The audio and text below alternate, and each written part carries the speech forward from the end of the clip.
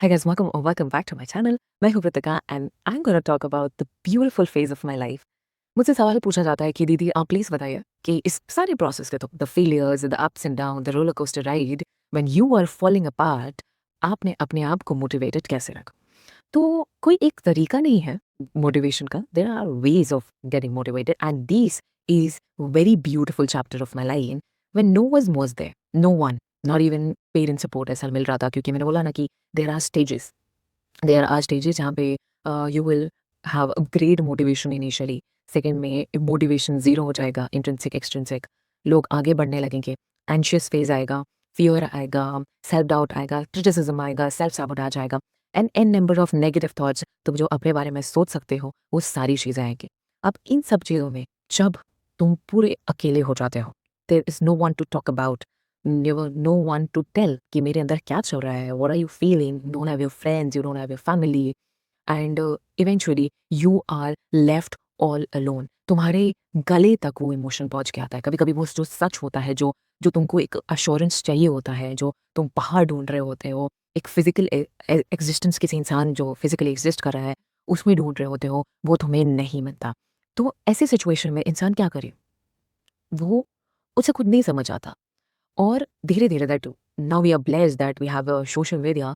तो होता क्या है कि you will get to know about this mental health and spiritual things and everything. मुझे भी कोई ऐसा रॉकेट साइंस के थ्रू नहीं मिला कि हाँ, I am also surfing YouTube and I will get it. उसी के हिसाब से मुझे मिलता था.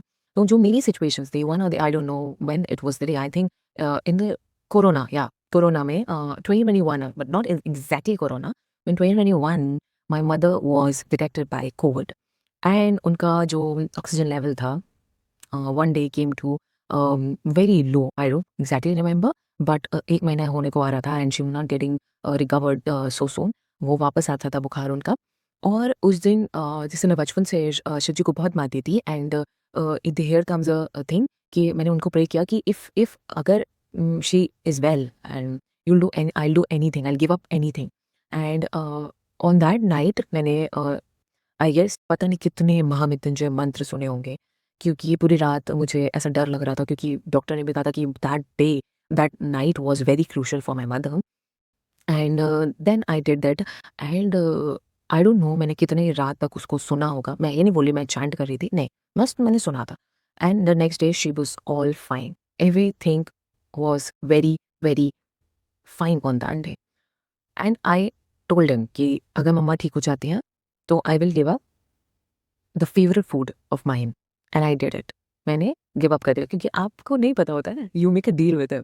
And this is just my story, so please कोई फालतू कमेंट मत करना, प्लीज डोंट जज me on that. I was very naive on that matters, क्योंकि भगवान से कभी ऐसा कोई कॉन्वर्सेशन नहीं हुआ है, कभी कुछ मांगा नहीं है, क्योंकि इतने ब्लेस्ड थे कि थी चीज़ें, तो ऐसा कोई ट्रेड नहीं करना पड़ा, बार्टर नहीं करना पड़ा कि आप ऐसा करेंगे तो हम ऐसा करेंगे. तो फिर हमने वो किए. फ्रॉम देयर हमारा जो हमारा फेथ था, हमारे भगवान जी थे, वो बढ़ने लगा. ठीक है, तो अब हम जर्नी में तो थे ही, प्रिपरेशन जर्नी में. तो फेल होने के दो दो दो तीन तीन साल में हमको बहुत ज़्यादा सेल्फ डाउट आने लगा अपने ऊपर. हमें ऐसा लगता था कि हम कुछ कर ही नहीं पा रहे हैं. हम अच्छे थे अपनी पढ़ाई में, हम बहुत अच्छे थे, हम अच्छे बच्चे बच्चों में आते थे, बहुत डिसिप्लिन थे, हमारी फैमिली में एजुकेटेड फैमिली थी, हमारे फैमिली में सबसे ज़्यादा तवज्जो हम लोग पढ़ाई को ही देते थे. और हम उसी चीज़ को जो हम बचपन से बहुत अच्छे से कर रहे थे, वो हम कॉम्पिटिटिव एग्जाम में कर ही नहीं पा रहे थे. और हमारे जो पीयर फ्रेंड्स थे, जो हमारे कॉम्पिटिटर्स थे, इवन हमारे जो रिलेटिव्स के बच्चे थे, वो आगे बढ़ रहे थे और हम कहीं ना कहीं बहुत पीछे जा रहे थे. तो हमें बहुत ज़्यादा फ़ियर होता था, हम बहुत एंशियस हो जाते थे.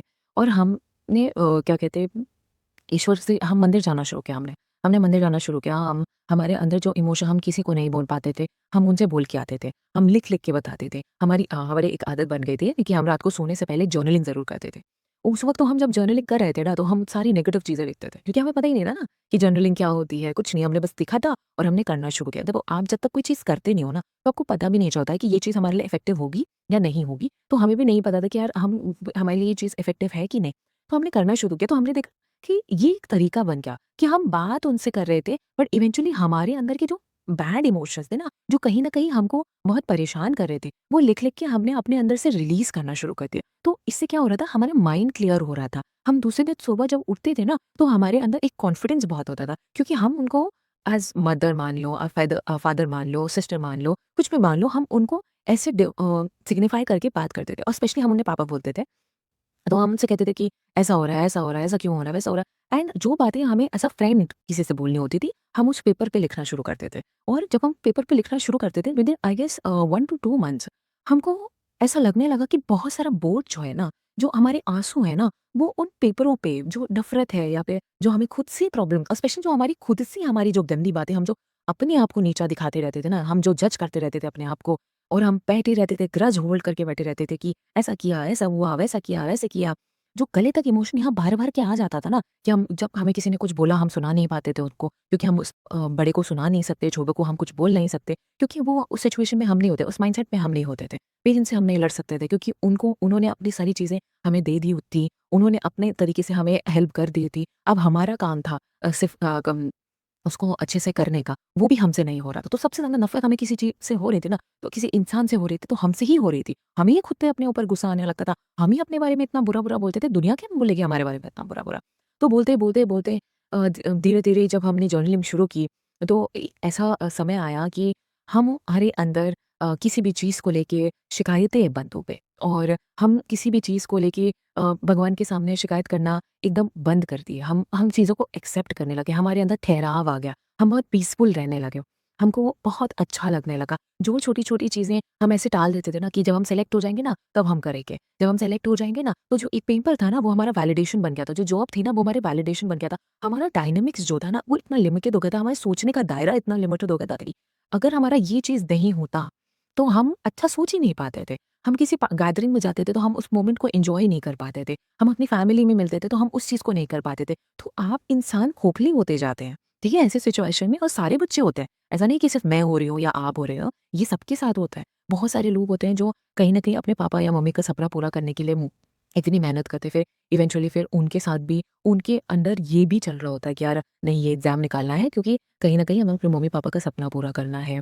कोई किसी रिश्तेदार ने कुछ कह दिया होता है, उसके हिसाब से अपने आप को मोल्ड करता है इन सब चीज़ों सिचुएशन में। तो अब इन सब चीज़ों का ये जो बोझ होता है ना, वो आपके यहाँ दिल, दैट्स कॉल्ड हार्ट चक्रा।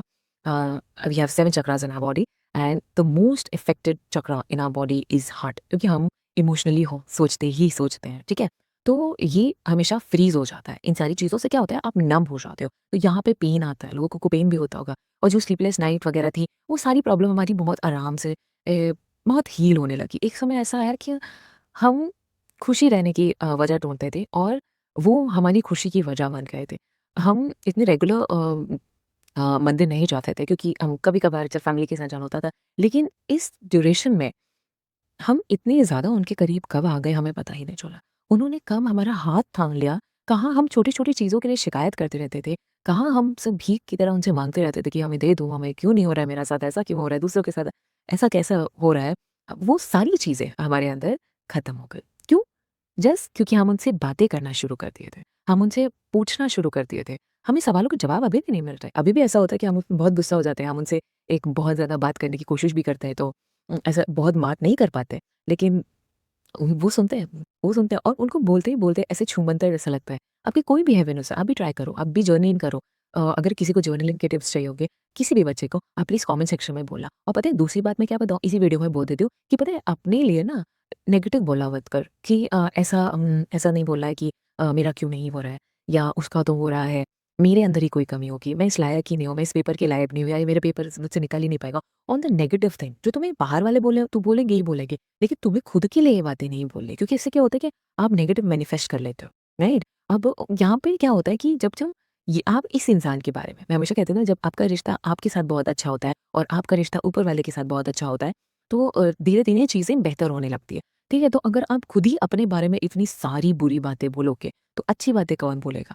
तो उसके लिए बुरी बातें बोलने के लिए बाकी लोगों को रखो, लेकिन अपने लिए अच्छी बातों बोलो, क्योंकि वो सबसे ज़्यादा इम्पोर्टेंट है। और इसी पे आते हैं हम अफ़र्मेशंस पे। पॉजिटिव अफ़र्मेशंस आपके सबकॉन्शियस माइंड को क्लियर करता है, और सबकॉन्शियस माइंड इफ़ेक्ट पता है कब करता है? क्योंकि आप अपने अंदर ये सारी इमोशंस को स्टोर कर लेते हो।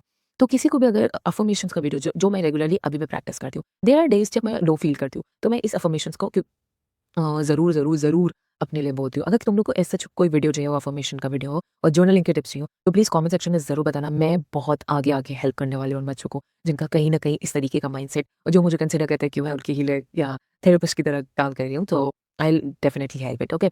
तो यहाँ पे मैंने बता दिया कि ये ब्यूटीफुल जर्नी है। आप मतलब मेरे पास शब्द खत्म हो जाएँगे, नहीं ख सॉरी खत्म नहीं होंगे और मैं उनके बारे में बोलते ही चली रहूँगी, बिकॉज़ उनका होना आपको पेशेंस सिखाएगा। उनका होना आपको हर छोटी-छोटी चीज़ों में खुश रहना सिखाएगा। जो चीज़ें नहीं भी हुई हैं ना, जो चीज़ें होने वाली हैं, वो ट्रस्ट बिल्डअप करेगा। आपको खुद से प्यार होने लगेगा।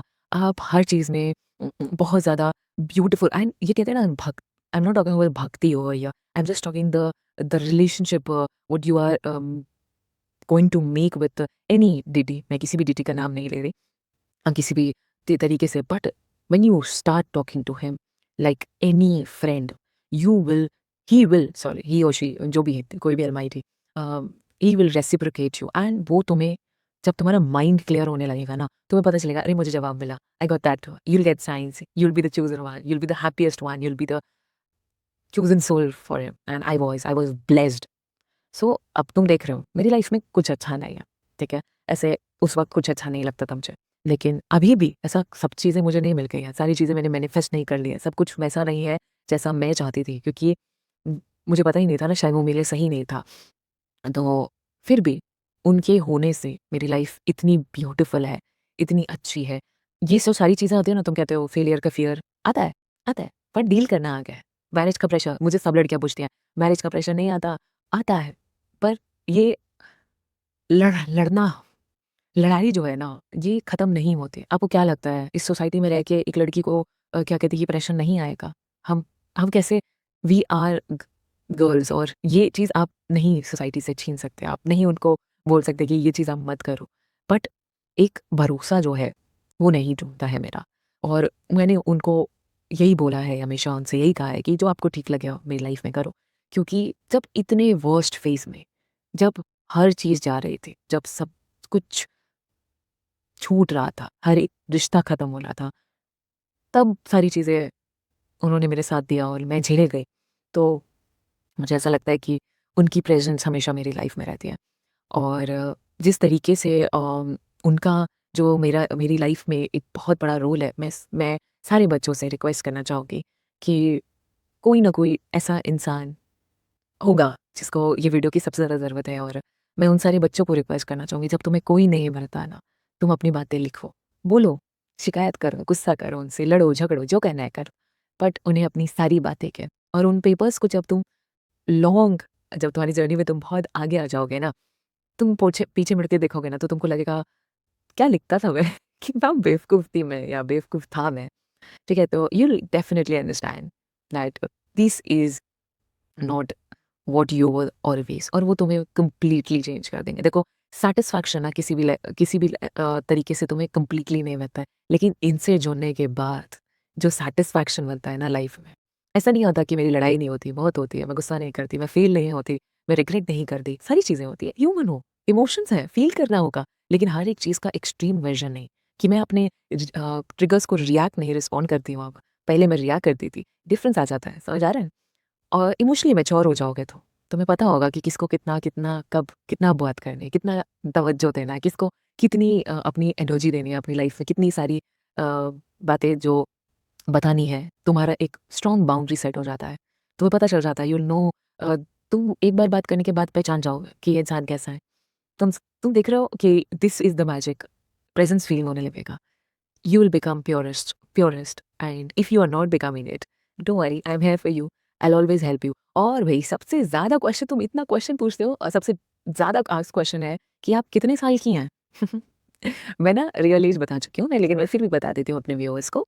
मेरी रियल एज 30 है, आई एम 30, ओके, बट मेरी ऑफिशियल एज अभी 30 नहीं में है, ठीक है? आई होप मैंने क्लियर कर दिया हो। सेकंड सबसे ज़्यादा पूछा हुआ क्वेश्चन, पूरा वीडियो देखोगे तो पता चलेगा ना, पूरा वीडियो तक नहीं देखते हो, आधे लोग तो वीडियो देख के सब्सक्राइब भी नहीं करते, तो प्लीज़ यार थोड़ा-थोड़ा लाइक, शेयर एंड सब्सक्राइब कर दिया करो। तुम लोग की 30 छोटी-छोटी सारी चीज़ें ना बहुत ज़्यादा है जो कंटेंट क्रिएटर्स हैं ना, जो भी हैं, जो इतना रॉ आके आपके बारे में अपने अपने आप को प्रेज़ेंट करते हैं ना, उनके लिए बहुत एप्रिशिएटिंग और मोटिवेटिंग होता है स्पेशली। और मैं बहुत जल्दी 2000 सब्सक्राइबर होने वाले हैं मैं उसमें क्यू&ए भी करूँगी। और लेकिन सेकंड मोस्ट आस्क्ड क्वेश्चन मेरे मुझसे जो बहुत पूछा जाता है कि आपने कौन-सा कोर्स किया है? मैंने बीएड किया है। बस दैट्स इट। आई होप मैंने सारे क्वेश्चन्स का जवाब दे दिया और ये वीडियो मेरे दिल के बहुत पास है, तो मैं चाहती हूँ कि तुम लोग भी उतना ही प्यार दो इस वीडियो को। वैसे तो तुम इतना प्यार देते हो, बहुत सारे इतने प्यारे-प्यारे कमेंट्स आते हैं आप लोगों के। मैं इतना खुश होती हूँ कि पहले मैं हमेशा सोचती थी कि यार कौन सुनेगा मुझे? कौन देखेगा मुझे? कौन रिलेट कर पाएगा? बट अब जब मैं इतने सारे प्यारे-प्यारे कमेंट्स सुनती हूँ ना, मुझे बहुत अच्छा लगता है। Thank you guys, thank you so much. तुम लोग इतना प्यार जताते हो और ये वीडियो मेरे दिल के बहुत करीब है, तो इसको बहुत और प्यार दिखाना। Thank you so much. Thank you guys for watching and please do like, share and subscribe. Thank you.